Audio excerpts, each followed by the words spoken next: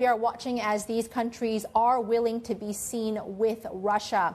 What kind of outcomes do you expect to you were detailing, of course, some of the complexity of the various relationships between India and China. But what about with Russia on the whole? I think each side will use this as an opportunity to put their messages across as opposed to achieving anything terribly concrete.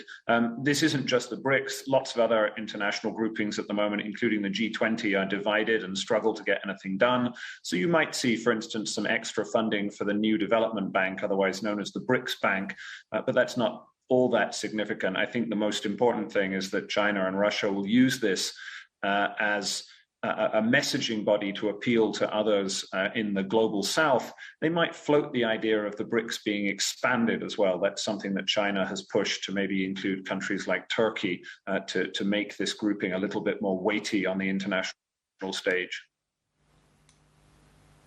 Do you think that is likely, that Turkey might join? And what other economies in the world are possibly on the table to join the BRICS grouping? And obviously, it wouldn't be BRICS anymore. It would be something else.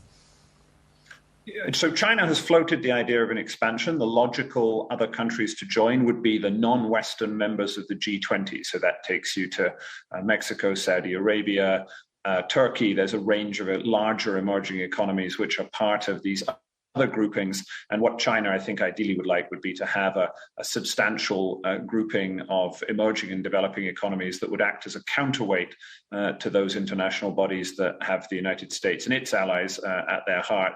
Whether this is going to happen, I think, is a moot point. As you say, the BRICS has a very specific history of being these 5 countries, and whether or not a country like Turkey would actually want to join and see it in its interest certainly isn't clear at the moment.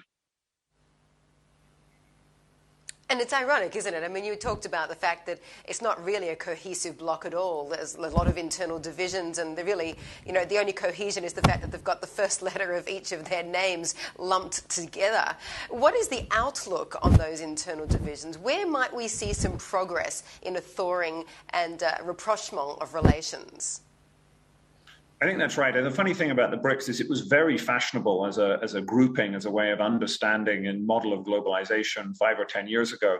But then almost every member went off it, including China. I mean, for a while, China had its own playthings. So the Shanghai Cooperation Organization in geopolitics, it had its Belt and Road Initiative in infrastructure. And it's only recently, in the aftermath of Ukraine and as geopolitical competition with the US has ramped up, that China has returned to the BRICS and seen an opportunity to promote China's model of governance and to make connections in the emerging world. However, as I say, I just think there's limitations to how much they can do with this body because of India in particular. There were even some suggestions that India might not even turn up this time. So Wang Yi, the Chinese foreign minister, had to take an emergency trip to Delhi a few months ago just to make sure that India were actually going to come. So if you have some doubts over whether members will even attend, then I think the chances of the BRICS as a body getting much done are not very high.